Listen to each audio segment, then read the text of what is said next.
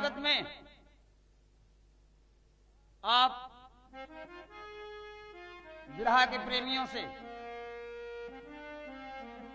जागृह है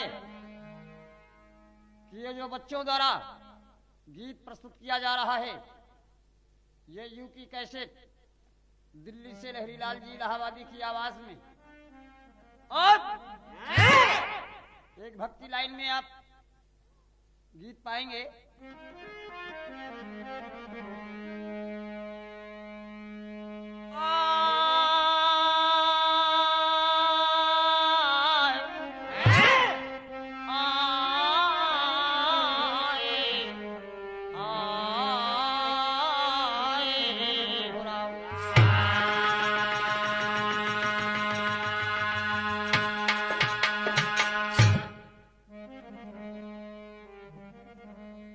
सिकंदर लंका का राजा आए, बजा जब उसके दिल में गम का बाजा,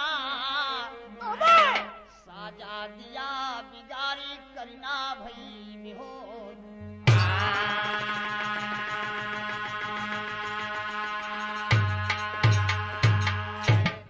भाई साहब, गीत का शुरुआत है। दशकंधर लंका का राजा इतना बड़ा व्यस्त है अपनी पहलवानी में कि जितने भी धरती पर नरेश हैं सबको जीत के मैं लंकापति बन जाऊं।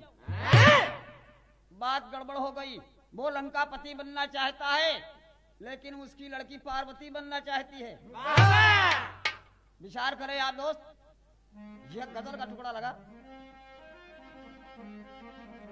और इस गजल के टुकड़े के जरा सा पहले आप प्यार के और इश्क के मोड़ का 4 लाइन शेर की भूमिका भी देख लेंगे। अरे इश्क का मार्ग कितना कुटिल मार्ग है, इश्क बाजों का इतिहास न्यारा गया। इश्क में इंद्र गौतम के दुश्मन बने जब अहिल्या का पानी उतारा गया। चंद्रमा गुरु बृहस्पति का प्रिय शिष्य था, गुरु के पत्नी से ही कर नजारा गया। और लहरी लिखते हुए शर्म खाती कलम, अरे इश्क बाजी में इंसान मारा गया।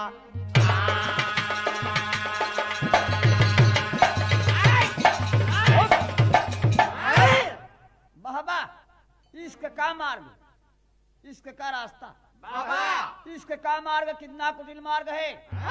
इश्क बाजों का इतिहास न्यारा गया। इश्क में इंद्र गौतम के दुश्मन बने जब यह हिल्या का पानी उतारा गया। चंद्रमा गुरु बृहस्पति का प्रिय शिष्य था, गुरु के पत्नी से ही कर नजारा गया। लहरी लिखते हुए शर्म खाती कलम, इश्क बाजी में इंसान मारा गया। गजल का टुकड़ा है। कहना यह है कि मिटा दे गैरों की हस्ती, उसे औलाद कहते हैं।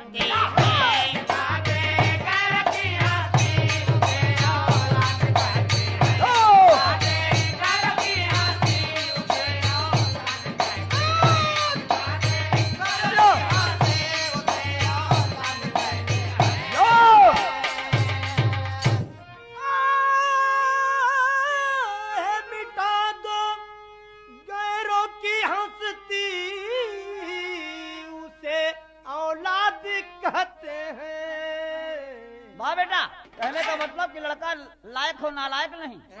जो मिटा दे गैरों की हस्ती तो उसे औलाद कहते हैं, लेकिन मतारी के आंचल में जो दाग लगा दे उसको क्या कहते हैं। और लगा दे दाग आंचल में उसे जल्लाद कहते हैं। लगा दे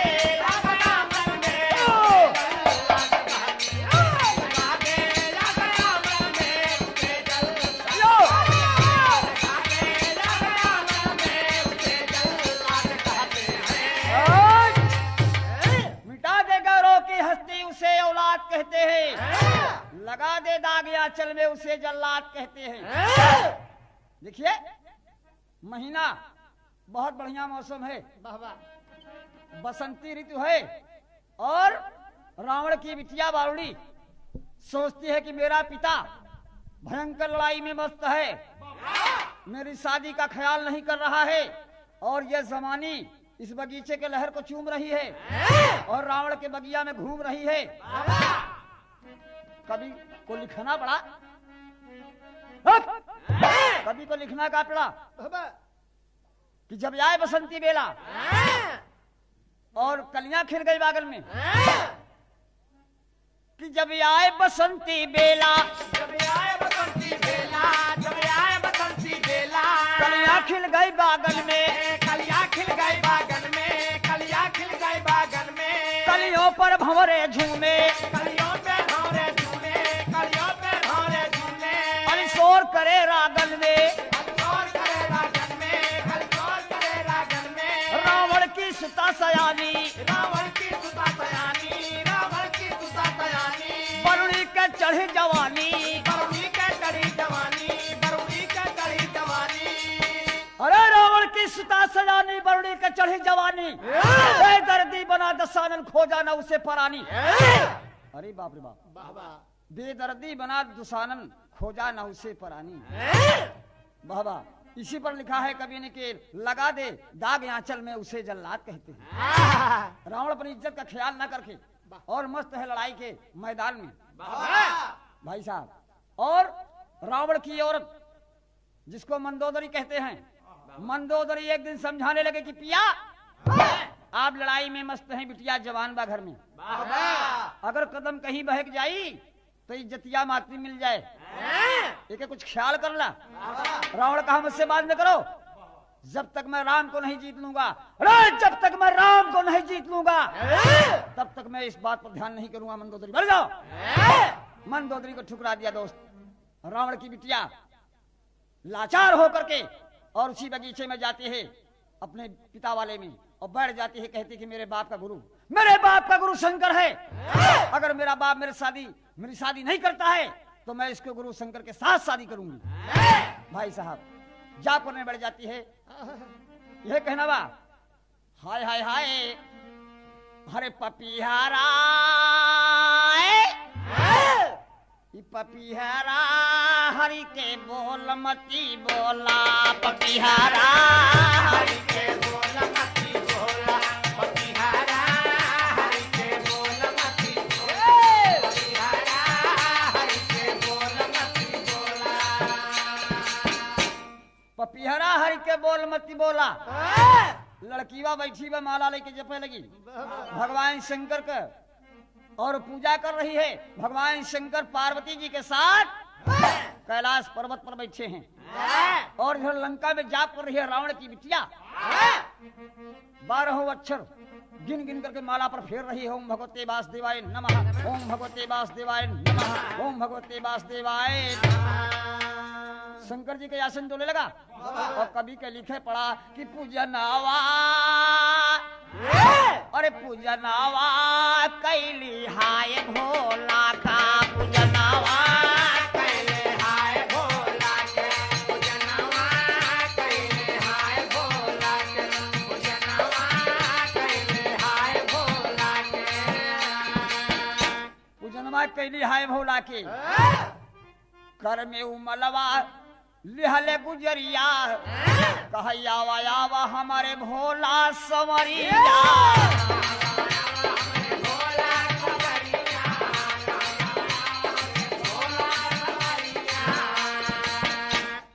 आवा मोरे भोला संवरिया, रंगनवा डोला है भोला के।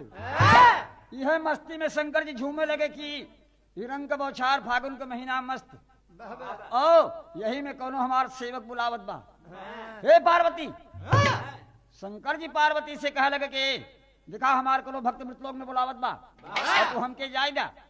पार्वती के मनाए के बैठाए के भगवान शंकर भोलेनाथ हाजिर हो गए लंका में बगिया में रावण के।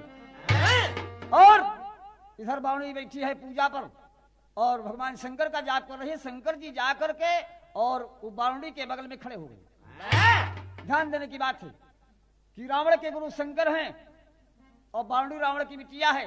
रावण के बिटिया अपने बाप के गुरु से ब्याह करे के चाहत बा, काहे कि दोनों के बाप नालायक बा, ओके शादी पर ध्यान ना करत बा। भाई साहब कहना यह बात टेरी के भाव लगा भी रहा जगत में। अरे राम जवनिया जल के राख हो गई, कल पे कली अली बनगड़ा जल बदलिया, जवनिया जल के राख हो गई।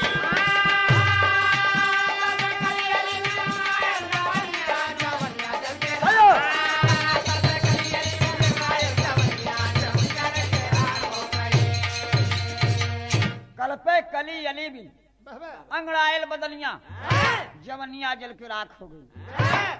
भाई साहब मस्त बा एकदम बावड़ी, और शंकर जी खड़ा है। भोलेनाथ कहे लड़की जरा अपना खिया खोल दे, और जब खिया खोले देखे कि का हमार भोलेनाथ हमारे सामने खड़ा है। वाह वाह वाह, ओम नमः शिवाय ओम नमः शिवाय कह के पैरवा पे पड़ गए लड़की बा। हे महाराज हम आप ही के पूजा करते, तो भगवान शंकर कहे तोके चाहे का, भगवान शंकर कहा दे तोके चाहे का, कहे असना ही हमके आप 3 बाचा दें और त्रिबाचा बना लें, कि आप हमें देंगे? भगवान शंकर कहा देंगे, कहा देंगे, कहन देंगे, कहन देंगे, कहन देंगे। बात फंस गई। अब देखिए जब बात फंस गई तो लड़की कहती क्या है, मानती क्या है? कह चढ़ल जवनिया, अरे जवनिया हो राम। तो भगवान शंकर का डमरू हिले ला। जब बावनी कहा बाकी चढ़ली जवनिया तो कहने रे का मांगे कि चाहत वाला की, कहे चढ़ली जवनिया, अरे हमारे भोले राजा सिंधुरावा डाला, सिंधुरावा डाला, मांगिया माँ सिंधुरावा डाला, सिंधुरावा डाला, मांगिया में सिंधुरावा डाला, सिंधुरावा डाला, मांगिया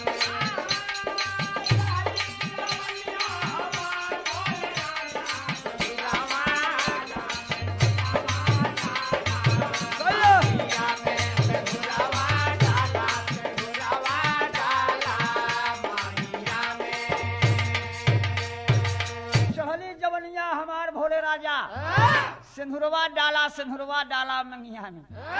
भगवान शंकर भोलेनाथ का डमरू धरती में आएगी। अरे ए लड़की तू कौन है? कहा मैं रावण की बिटिया हूँ। कहा रावण दशकंधर तो मेरा शिष्य है। कहा बस बस बस बस महाराज पहुंच गए आप, बस आपके शिष्य का हम लड़की है। अरे ये तू क्या मांग रही है? तू मेरे शिष्य की लड़की है और तू मेरे साथ शादी करना चाहती है? कहा हाँ महाराज, क्योंकि आपका शिष्य पागल हो गया है, वो लड़ाई के मैदान में है और उसे लड़ाई का नशा चढ़ा है और मुझे सगाई की नशा है। आप वचन दिए हैं तो मेरे साथ आप शादी करें। देखिए अरे बोली है बरुड़ी ठीके कमरिया, बोली है बरुड़ी ठीके कमरिया, बोली है बरुड़ी ठीके कमरिया, बन जाता भोला तू हमारे समरिया, बन जाता भोला तू हमारे समरिया, बन जाता भोला तू हमारे समरिया, बन जाता भोला तू हमारे समरिया। मन में करा तू विचार भोले राजा सिंधुरवा डाला हमारे बंगिया में। भगवान शंकर जी का बोले गए बिटिया अरे तू ये करे बदले में दूसर कुछ मांग ले रे, तू तो खानदानी लड़की है। कहा महाराज अगर देना चाहते तो हाँ कह दे, ना देना चाहते तो ना कह दे, और आप जाए कोई मतलब नहीं मुझसे आपसे। भगवान शंकर वचन हार के फंस गए दोस्त, और भगवान शंकर फंस गए। विचार करते हैं कि लड़की को बहकाना चाहिए। वचन में दे दिया कि जा ये त्रेता युग है और मैं तेरे साथ अपना अंश दूंगा द्वापर में। बताइए त्रेता की बात है, त्रेता की तपस्या उसकी है और दुल्हा पाए वो द्वापर में। कहा तब्बो हमें मंजूर बा लेकिन हम दुल्हा आप ही के बनाओ। भगवान शंकर भोलेनाथ अंतर ध्यान हो गए दोस्त, अंतर ध्यान हो गए और इधर से कहानी बढ़ती गई। उसे इंतजार है भोला हमारा दुल्हा बनी। जब राम और रावण के संग्राम की तैयारी हो रही है, सीता को ले जाकर के रावण बैठा दिया है, तो हनुमान जी को राम ने भेजा लंका में। गए कपी खोजने के लिए तो वही लड़की आगे मिलती है, वही लड़की आगे मिलती है, कहती है बंदर कैसे आया अंदर? बोला मैं राम का सिकंदर। तू कौन है? कहा मैं रावण की बिटिया हूँ। हनुमान जी कहे मैं रावण का दुश्मन हूँ। अरे दुश्मन कैसे हो? तुम मेरे साथ प्यार कर लो, तुम शंकर के लड़के हो, शंकर सुवन केसरी नंदन तेज प्रताप महाजगबंदन। शंकर ने मुझे अपना अंश देने के लिए कहा है, तो तुम मुझसे ब्याह कर लो। कर लो कर लो। अरे फिल्मी दुनिया वाले तर्ज गाए हैं हमारे साहब, बड़े चमकेदार बाकाती। हाय हो कहाय हो कहाय हाय हाय हाय हो कहाय हो कहाय हाय हाय हो कहाय हो कहाय। ए लड़की मेरे सामने, ए लड़की मेरे सामने, मेरा दिल ले जाए। हाय हाय हाय हो कहाय हो कहाय हाय हाय हो कहाय हो कहाय हाय हाय हो कहाय हो कहाय। ये लड़की मेरे सामने, मेरा दिल ले जाए। हाय हो कहाय हो कहाय हाय हो कहाय हो कहाय। अरे बाप रे बाप, शंकर जी बतिया दे के फंस गए। तो लड़की बात से कहा चुप चुप चुप। कहे हाय चुप हाय चुप हाय हाय हाय हाय चुप हाय चुप हाय हाय हाय हाय चुप हाय चुप हाय हाय हाय चुप हाय चुप हाय हाय। ये लड़की मेरे सामने, ये लड़की मेरे सामने, मेरा दिल बहलाए। हाय हाय हाय चुप हाय चुप हाय हाय हाय हाय चुप हाय चुप हाय हाय हाय चुप हाय चुप हाय हाय। ये लड़की मेरे सामने, मेरा दिल बहलाए। हाय हाय चुप हाय चुप हाय हाय हाय चुप हाय चुप हाय हाय चुप हाय चुप हाय हाय। शंकर जी कहा चुप चुप चुप। बारणी कहा गप सप न हो महाराज, इतना बाचा दे है तू शंकर दानी है। अब फंस गया हमारे चंगुल में तू, या तो ब्याह करा या तो कहीं ना कर। आज से तुम्हारी सत्य धर्म सब नाश हो जाए। शंकर भगवान गड़बड़ाए के दे दे कि हम द्वापर में ब्याह तो से ओ ई वचनिया दे के अंतर ध्यान हुई। तो जब भगवान राम ने अपने दूत को भेजा था वहां, हनुमान जी के सामने बावड़ी पड़ी तो कहे शंकर सुवन केसरी नंदन तेज प्रताप हाय जगबंदन। शंकर नहीं कहे तो तू ही हमसे भी हवा कहला। एड़ा तर्ज बा फिल्मी दुनिया वाली है तो लिया गए है। हाय हाय कजरा मोहब्बत वाला, अखियों में ऐसे डाला, कजरे ले ली मेरी जान, हाय री मैं तेरे कुर्बान। लेकिन भाव उस तरह है। हनुमान जी कहते हैं कि बोले है तब बजरंगी, बोले है तब बजरंगी, बोले है तब बजरंगी, बोले है तब बजरंगी, बोले है तब बजरंगी।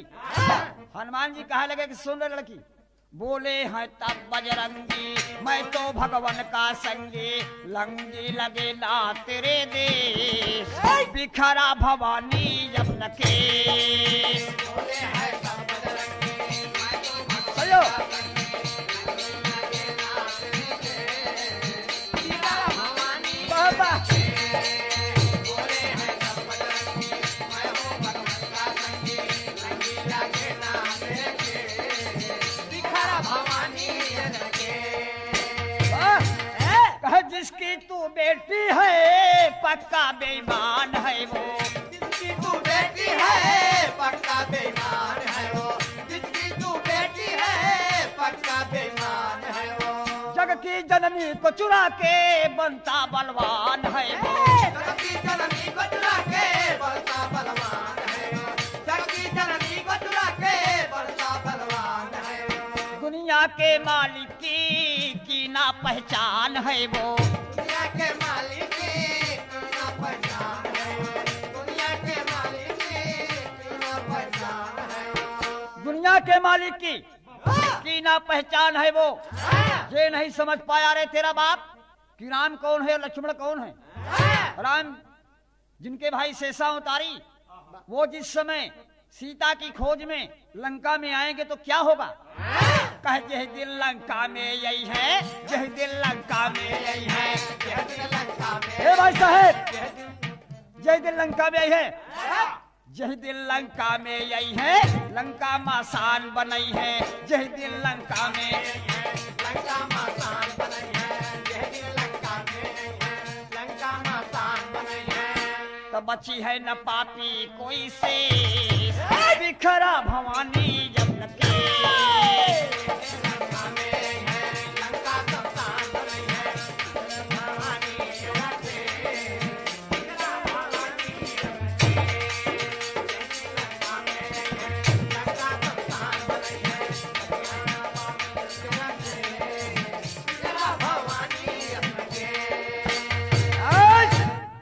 लंका में आई है तो लंका में आसान बनी है, अब बची है न पापी कोई शेष। ए लड़की, जब भगवान राम कोप कर लंका पर चढ़ेंगे तो उस समय कोई नहीं बचेगा। बात कान खोल के सुन ले कि मैं भगवान का धामन हूँ, मैं सीता की खोज में आया हूँ। सीता की खोज लेकर के भगवान राम को सुनाऊंगा और तू मेरे रास्ते से हट जा, हट जा। जिसकी तू बेटी है पक्का बेईमान है वो, जग के जननी को चुरा के बनता बलवान है वो। पता चलेगा जब राम और लक्ष्मण जाएंगे। हट जा। धामन में बन के आया अवध बिहारी जी के, समझ ले कि धामन में बन के आया अवध बिहारी जी के, धामन में बन के आया अवध बिहारी जी के, धामन में बन के आया अवध बिहारी जी के, करने में खोज आया सीता महतारी जी के, करने में खोज आया सीता महतारी जी के, करने में खोज आया सीता महतारी जी के, चरणों का दास हूँ मैं जनक दुलारी जी के, चरणों का दास हूँ मैं जनक दुलारी जी का, चरणों का दास हूँ मैं जनक दुलारी जी का। ए भाई साहब, चरणों का दास हूँ मैं जनक दुलारी जी के। समझ ले पहले बात, जेकर देवर बलधारी लक्ष्मण शेषा उतारी देही बाण मुँह नाम ठेस, अब बिखरा भवानी अब ना बहबा बावणी समझ के मुझ डंडाई माने न। कहा एक बात व्यक्त तू हनुमान है, कहे हनुमान है, कहें शंकर के लागा तू, कहें शंकर का बेटवा है। बात कहें बात यह है कि तू हमसे बिया कर, तोहार बाप हमका वचन दे हैं। कहें तोहार बाप हमार बाप तोहका वचन दे हैं, लेकिन तोहार बाप हमार सत्यानाश कर दे हैं। कैसे हमार तोहार पढ़ा लिखा है तो दुश्मन का बिटिया हो, और सामने से अगर हटते है तो हटती है नहीं देखती है गदा मेरा। बाबर बाप बावड़ी डपट में गिर गई, हनुमान जी आगे चल दिया, कहानी मोड़ ले लिया, बात खो गई। शंकर जी अपन वचन दे तब वो बिया के है, अरे मुस्टंडा बांधन मिला तब वो इनकार कर दे। भाई साहब अब बावड़ी लाचार हो गई, लाचार होने के बाद किया क्या कि वही जंगल की लकड़ियां बगीचा की लकड़ियां बटोर करके और चिता बना करके सोचा कि मैं इसी में बैठ के जल जाऊं। भाई साहब जलना चाहती है, 4 लाइन बनारसी अलग लाइन बा।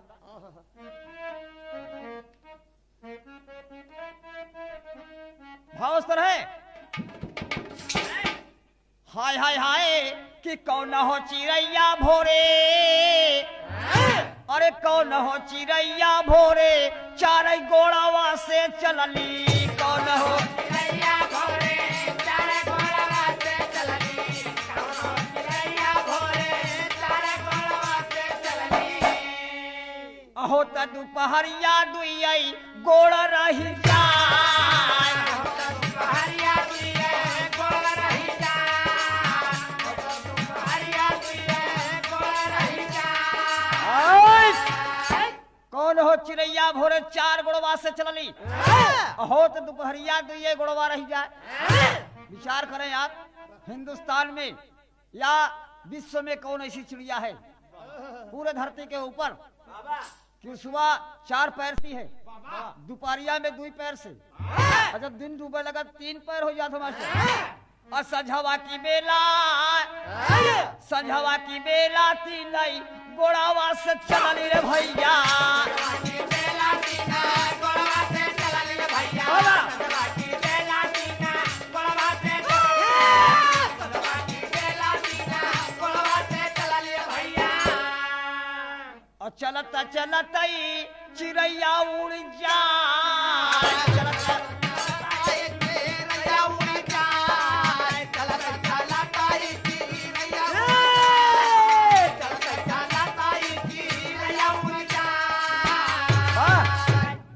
चलते ही चिड़ैया उड़ जाए। वो चिड़ैया है कौन जरा समझ ला कि वो चिड़ैया हम ही आप ही बचपन में जब लड़कपन में लड़का पैदा होला धरती पर चलेला, तब 4 पैर से दो हथवा पैर बन जाला। और जब दोपहरिया जवानी आए 2 पैर से, अब बुढ़ौती में कहें तो दाके फिर लकड़ी थमा दे, नहीं आगे रास्ता चल पहाड़ बा, तब एक लकड़ी थमा दे, लकड़िया पकड़े चलते चलते ही चिड़ैया। लेकिन बावड़ी विचार करते है कि बनावा से चुन चुन के, अरे बनावा से चुनी चुन के लावाली लकड़िया रे भैया,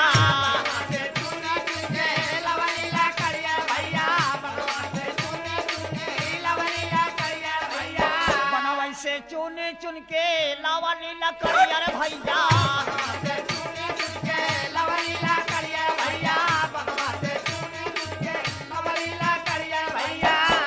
चितावा में बैठली, वह चितावा में बैठा लिया सनवा के मार, चितावा में बैठा लिया सनवा के मार, चितावा में बैठा लिया सनवा के मार। ए भाई साहब, रावण के बिटिया बावड़ी चिता बनाए के और उसी चिता में सत्यता पर अपनी आग लगा ली। जलती हुई, जब जलती हुई चिता को देखा तो लंका में हाहाकार हो गया कि अरे रावण की बिटिया जल रही है, रावण की बिटिया जल रही है। ये बात मंदोदरी सुना दौड़ पड़ी, रावण को संदेश दिया कि बिटिया जलकर राख हो गई, जो तुमने उसकी शादी पर ध्यान नहीं किया। हाय हाय, वह जली गई चिता में जबकि, अरे जली गई चिता में जबकि रावण कई भवन यार भैया,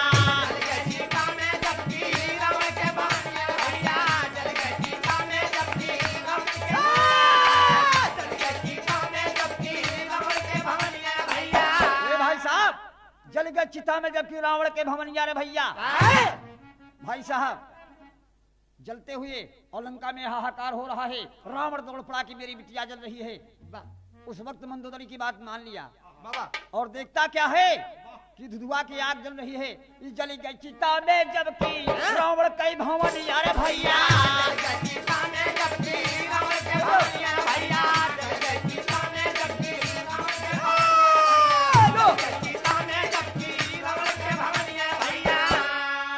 लंका नगरिया में, वह लंका नगरिया में हो गया हाहाकार, लंका नगरिया में हो गया हाहाकार, लंका नगरिया में हो गया हाहाकार, लंका नगरिया में हो गया हाहाकार। और जला नहीं शीशबा, जला नहीं शीशबा, बचेला बारूड़ी कर भैया, जला नहीं शीशबा, चला बारूड़ी के भैया,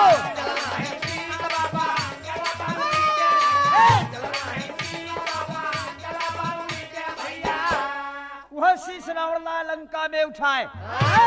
जरा विचार करें आप कि शीश बच गया, सारी शरीर जल चुकी है, जला नहीं शीश बचेला बारूड़ी के भैया, वही शीश रावण लाया लंका में उठाए।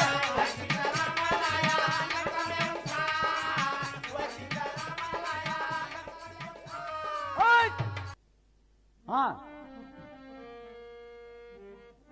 वो शीश रावण लंका में उठा लाया और एक बक्से में अपनी बिटिया बारूणी का शीश रख दिया।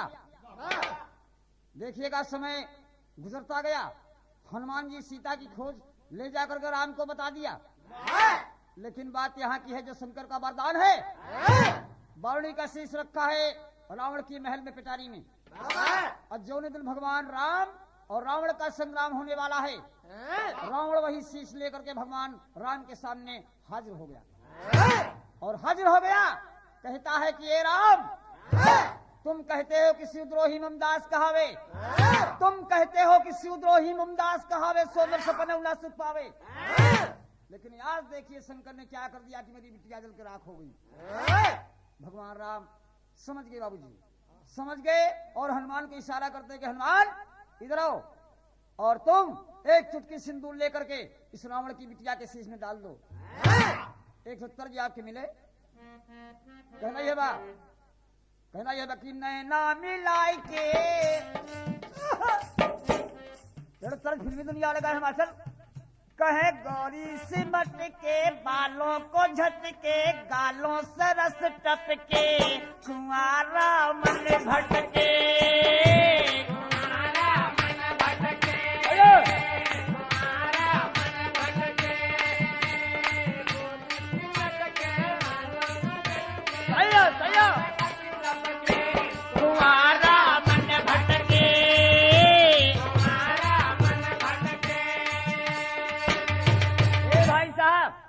देखा ये बात भगवान राम जान गए कि नैना मिलाए के चैना चुराए के दिल को लुभाए के रे मिलाए लियो भोला को मिलाए लियो भोला को मिलाए लियो भोला को मिलाए लियो भोला को नैना मिलाए के चैना चुराए के दिल को लुभाए लियो रे मिलाए लियो भोला को मिलाए लियो भोला को मिलाए लियो भोला चलो भाई के मिलाए लियो भोला के मिलाए लियो भोला ऐ हनुमान तुम लेकर के एक चुटकी सिंदूर और इस लड़के के मांग में डाल दो। हनुमान जी कहा हे मालिक आप ही जानत हुआ कि हम बाल ब्रह्मचारी है आप ही जानत हुआ कि हम बाल ब्रह्मचारी है और रावण के बिटिया ई दुश्मन के बिटिया के मांग में सिंदूर हम डाली अब वह कटे हुए शीश में भगवान राम कहा हे हनुमान आप मेरी मर्यादा को रखना चाहते हैं अगर तो मेरी वचन को स्वीकार करो और एक चुटकी सिंदूर लेकर के इस लड़की के मांग में डाल दो। बाबूजी हनुमान जी विचार करते हैं कि बारे भगवान आज मेरी परीक्षा ले रहे हो लंका में रावण की बिटिया के शीश में मैं सिंदूर कैसे डाल दूं?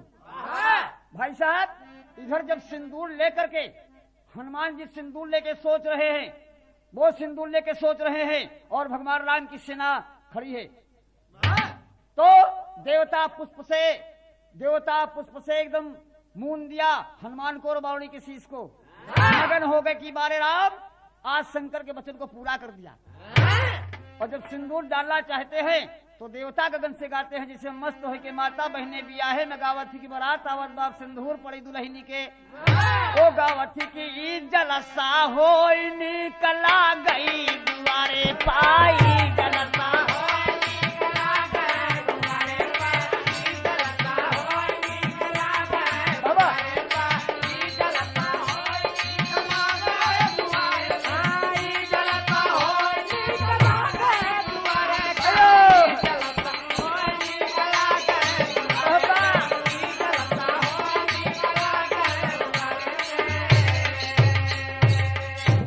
जलसा हो निकला गई दुआरे पे बड़े मगन होकर के गाती है कि ससुरों के आना का जब निकला गई ससुरों के आना का जब निकला गई तो ये हथिया झूमत किया हुए दुआरे पे बारी बारी सब रिश्तेदारों के न्योता कर थी लेकिन मजा ले थी देवरवा के आवे थे गवल के देवरा कयाना गजब निकला गे देवरा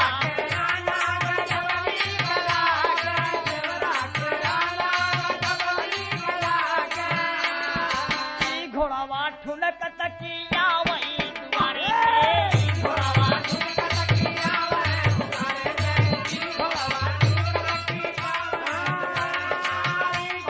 ठुलक तकिया वही दुआरे पे घोड़ावा ठुलक तकिया वही दुआरे कहां यो जो घोड़ावा ठुलक तकिया वही दुआरे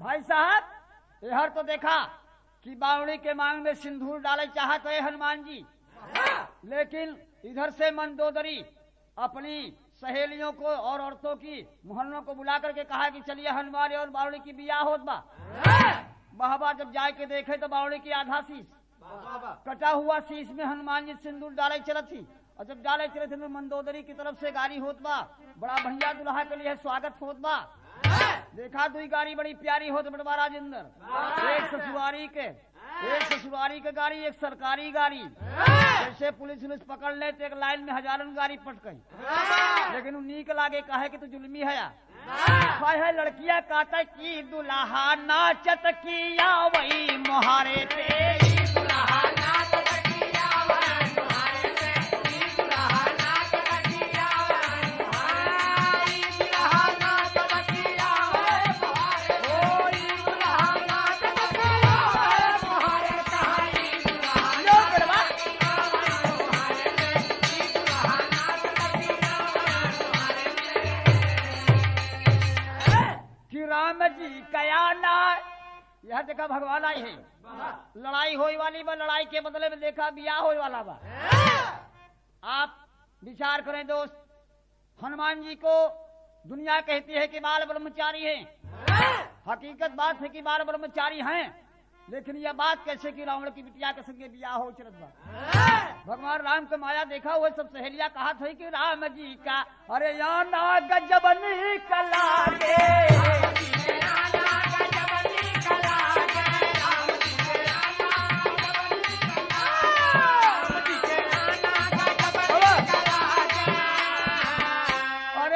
सनुरा डाले दुल्हन के कपारे पे।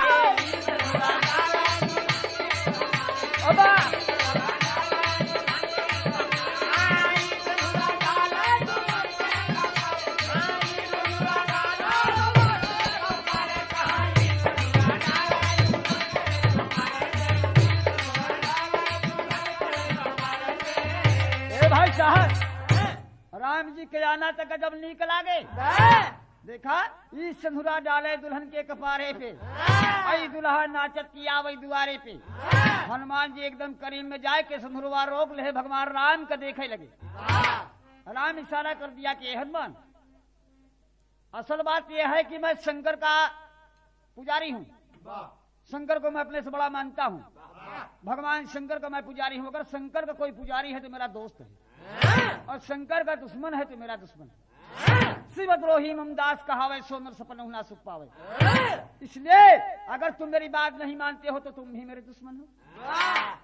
हनुमान जी घबराएंगे, हनुमान जी घबराए के और सिंदूरवा डाले चलत थे। सिंदूरवा डाले थे कि भोजपुरी लाइन में टुकड़ा लगत बा, जिसे मल्लाह लोगन गंगा जी में नैया डाल के और मैया से अरदास करत हुए, का अरदास करत हुए। देखा लोग गीत का तर्ज बा कि दिनमा चढ़ाई बई तो का और नरियर चुनारिया की गंगा मैया। जेठ के दशहरा में बड़ा बढ़िया पूजा होला गंगा माई के। गंगा माई के द्वारे पर देखा मल्ला भीख मांगत हो, हे माई हम दिन में तोहका नरियल चुनरी चढ़ोबे, रात की जाल लड़ोबे, लेकिन हमारे नैया के सहिया को ही खेवैया हो। कि हे कि गंगा मैया पार कैया हमारी नवारिया होती गंगा मैया।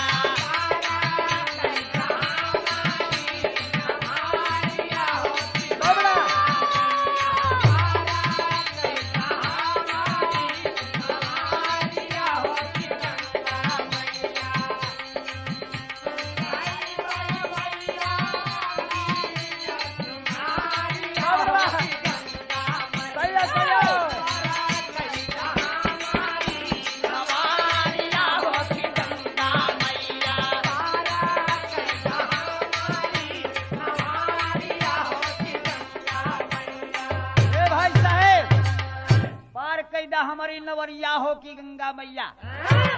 बात बढ़ गई अहम मल्लाहवा की तुवई में।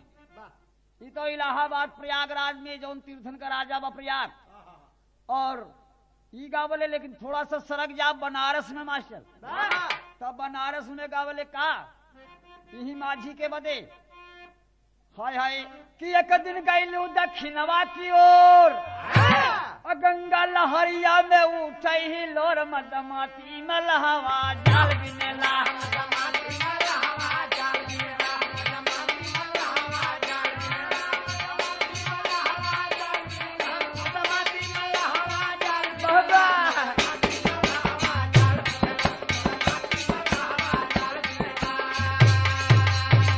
मदमाती में लहवा जाल बिनेला। अपने अपने दुल्हवा के सब बड़काई करे थे, अपने अपने तर्जिया में सब माहिर हैं। देखा ही मल्लाह लोगन के लोकगीत बा, लेकिन यह हिरन के लोकगीत बड़ी अटपट रही। अब के बारात में तो बड़ी शोभा होत बा, अगर बिना जगलेटर के दुबरा लगी है तो खाना पीना कुछ ना मिले बराती के। और तब दुबरा कैसे लगत रहे, हिरन के चौधरी रहे, दुआरे पहुंच जाए कहा अब गीत गाय दा तो सोवत तिरिया उठ के बैठ जाए। और गाँव हिरवा गीत में का गावे, अरे कहा हीरा का पुतवा बड़ा मजबूतवा, बड़ा मजबूतवा राजा।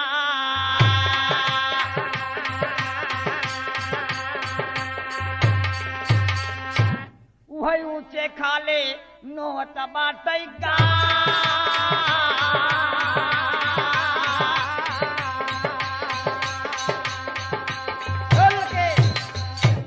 कहा यहीरा के पुतवा बड़ा मजबूतवा और ऊंचे खाले नौवत पर तो पिछोरवा से सब कहा कहा वह हिरन के बारात आए स्वागत हो भाई। और पहली धार जब मारे दोहनिया में कुठवई नजर उड़ी ये तो वाहिर कहे गरज के मजा ले लेता पसिया हुआ गीत थे भाई साहेब। और पासी लोग का मांगत रहन पासी लोग मांगत रहन कि जब दोबारा पिए उबई जहाँ पानी पिए के हुए वहाँ 2 कुआ दारू दोबारा लागत की 3 कुआ और जब खाना खा तो 4 कुआ सवेरे विदाई पे 5 और पहुंच जाए लेके भाई साहब ढेलहा में ढेलहारे में एक डोली लेके तब डोली से बारात आवत रही बेटवा और पहुंच जाए 2 कूड़ा जब पहले मिल जाए तो गिलास में गिलास टकराए लागे तो पसी मन झुलमुलाए लागई और चौधरी वंश कहे दादा को इस पवारा गाय देते हैं भाई साहब तो गावई लागई गावई की माँ दावई पियई का चाही महाडाली का तोरिया दूधावई पियई का लाली गा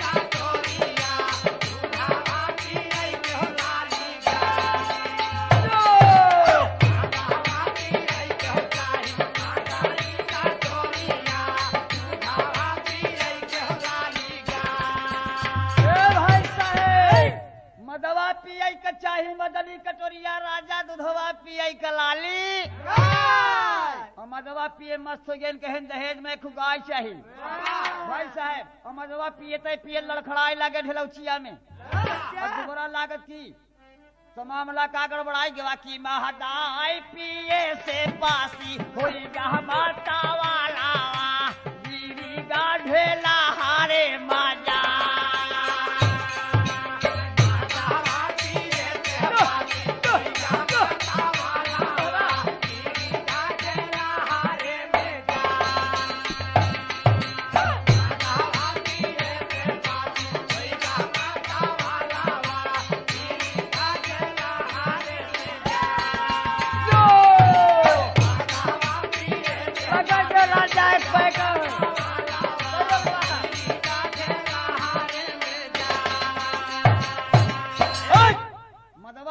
से पासी हो गया मतवलवा गिर गया ढेलहरे में जाए और जब दोबारा लाग गए तो लड़खड़ाए लगे कहने के बाद करा कहन कहा कहन दादा हुड़ुक निकाल रहा एकदम दोबारा पियाई गया जैसे कि हुड़ुक में हर बजे लागत है कि जनरेटर बैंड पार्टी आएगी बा फलाने का बैंड पार्टी आए तो मशहूर तबला वाले होते रहे भाई साहब उनका तबला यह वजह कहा कि हुड़ुक निकाल ले और एक डुप्लीकेट मेहरारू बनाई दे एक गुजरिया बनाए के ओका और मट्टी के तेले में बोतल लगाई दे और फुहारा चले लगे एक दिन हुड़ुक ले एक दिन मजीरा ले गावे लगे तो दुल्हनिया पहले कहा गाया चलब और वही ताल में हुड़ुक बजावत है धाय धाय धाय धाय लेकिन लड़कवा कहा जो दुल्हवा बनाव कहा गया बड़ा अनमोल बा भाई साहब कहा गया मती कर रानी अंगार मती गाया में होला बड़ा दान गाया में होला बड़ा दान गाया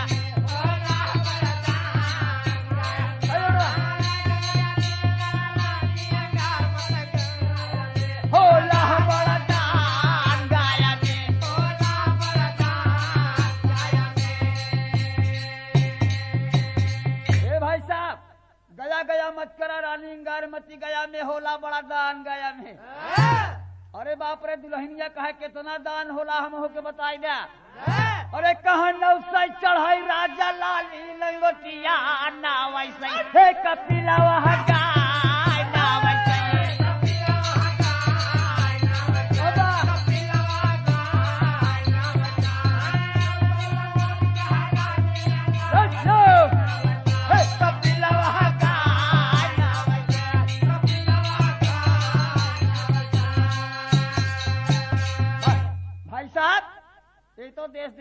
गीता का मनोरंजन 4 लाइन है। हर आप विचार करें कि हनुमान जी लेके सिंदूर डाल दिया, सहेलियां गावे लगी गीत और सिंदूर डाल दिया तो हनुमान जी का ससुराल लंका में हुई।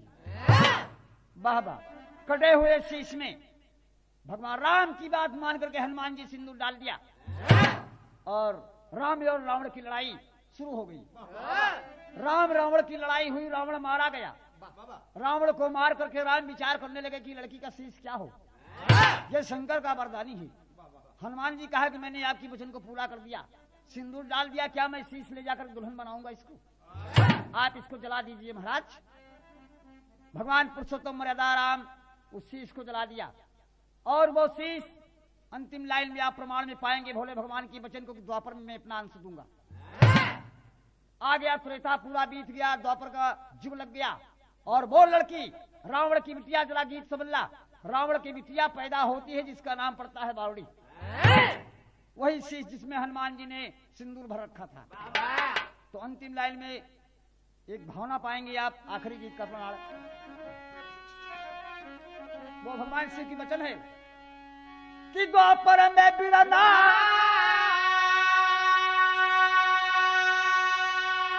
अरे द्वापर में बिरना राम द्वापर में बिरना वह कैले दीन जन मिलनवा द्वापर में बिरना।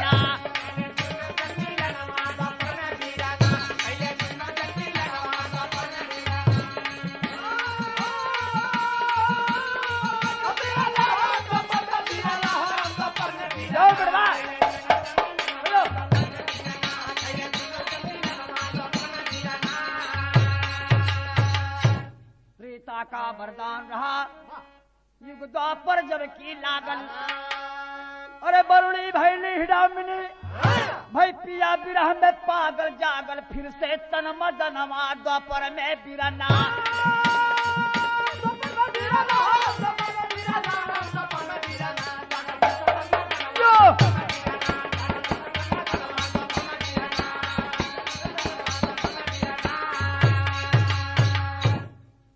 त्रेता का वरदान रहा युग द्वापर जब की लागल, बरुणी भैली हिडामिनी भाई पिया बिरह में पागल, तो जागल फिर से तन मदनवा द्वापर में बिरना।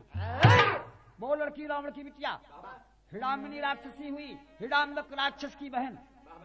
आप द्वापर में ध्यान दीजिएगा।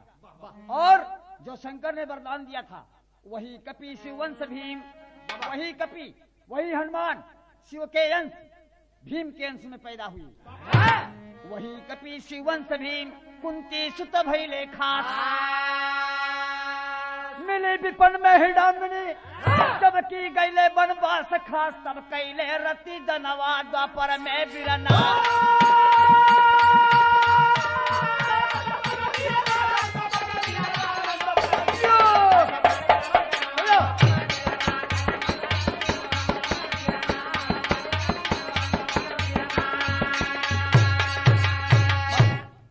तब कैले रति दनवा द्वापर में बिरना। इधर देखिए, विचार करिए आप कि हनुमान जी का अंश भीम और भीम महाराज पांचों भाई वनवास हुए, वनवास में गए तो माई कुंती भी साथ गई और दिन भर भिक्षा मांगे, शाम की भोजन बने तब वो भीम का पेट न भरे। भीम भूखान बैठा रहे अलग रात में और की हिडाम्बक राक्षस भुखाई गए। अपनी बहनिया से कहे कि हे लड़की कहन का कहन करूं मनई के मांस गंधात अब पकड़ लिए होते थे का भोजन बनाए ले भाई साहब। और लड़की गई हिडामनी खोजने के लिए तो भीम मुस्टंडा बैठा। हिडामनी देखे मोहित हो गई। एक तो भगवान शंकर का वचन रहा का ये जवान कहा के तू। भीम महाराज कहे कैसन तू, कहन हम तो तोके आहार करबई।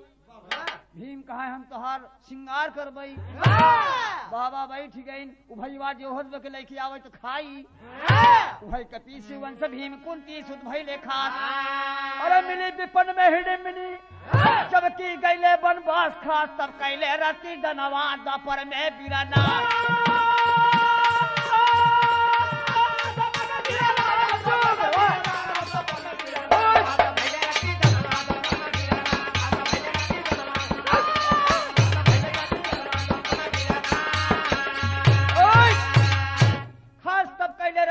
द्वापर में बिरना।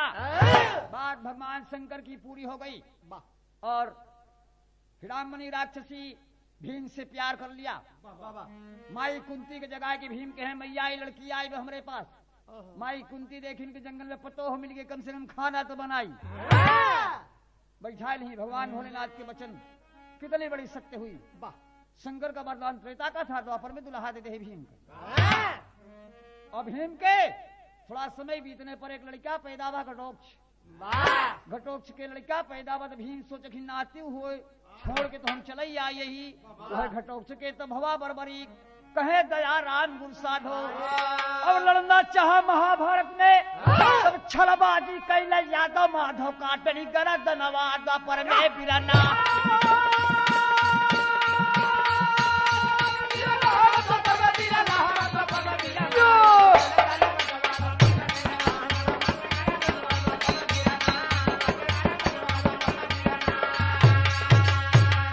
खास तब कैले रथी धनवा द्वापर में बिरना। भगवान भोलेनाथ की वचन सत्य देखिए। और वही घटोत्कच के तब बड़बड़ी के कहे दया राम गुरु साधो माधव काटन कर धनवा द्वापर में बिरना। लड़ाई के क्षेत्र में बड़बड़ी को मारा गया। विचार करने की बात है दोस्त। अखाड़े का परिचय देते हुए और रिकॉर्डिंग कैसेट सुनने वाले प्रेमियों से ये कहना है कि ये जो रिकॉर्डिंग आप सुन रहे हैं ये यूपी कैसेट द्वारा आप दिल्ली से गायक लहरी लाल जी की आवाज में इलाहाबादी की और सहयोग है इसमें भाई छत्रधारी यादव जो कि हड़िया इलाहाबाद के रहने वाले हैं जिनके माध्यम से कैसेट बन रही है। कहना यह है अखाड़े का परिचय बाकी गुरु भोला भय स्वर्ग के वासी या भा करे पुकारा। कथन किया गुरु दया राम गुरु नरकु राम का प्यार।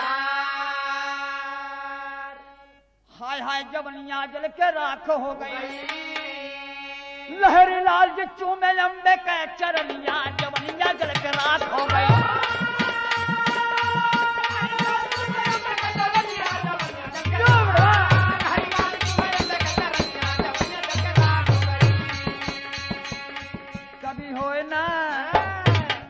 कभी होए ना का हो बेटवा चाचा कभी होए ना मोहल्ले में हल्ला के मरिया न खटकाना।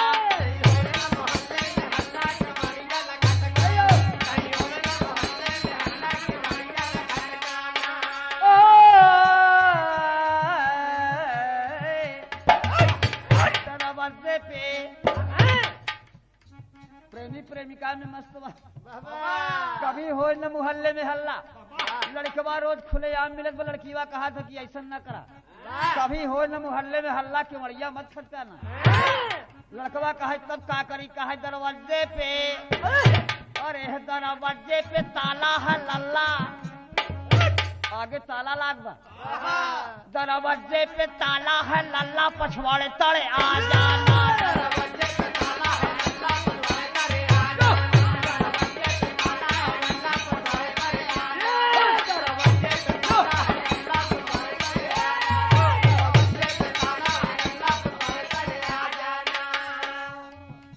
सौतन के घर काका बोले लाल जले जब बत्ती। सौतन के घर काका बोले लाल जले जब बत्ती। सौतन के घर काका बोले लाल जले जब बत्ती।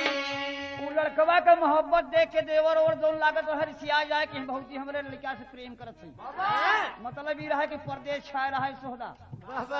और लड़कीवा जो होता रहा इंतजार में तो एक लड़के से प्यार हो गया फिर प्यार तो बड़ा बदनाम हो भी करता। तो लड़की सबसे बतावत बाकी देखा हम दुल्हन नहीं और लड़का एको नहीं तो हमका लड़किये समझा। सौतन के घर काका बोले लाल जले जब बत्ती। सौतन के घर काका बोले लाल जले जब बत्ती। सौतन के घर काका बोले लाल जले जब बत्ती। पिया गए परदेश कमाने कमाने कमाने कमाने। पिया गए परदेश कमाने पिया गए परदेश कमाने मिटा के मेरी हस्ती रोए सारी रात। रोए रात रात रोए सारी रात। चुनरी का पल्ला घुंघटवा उठा जाना।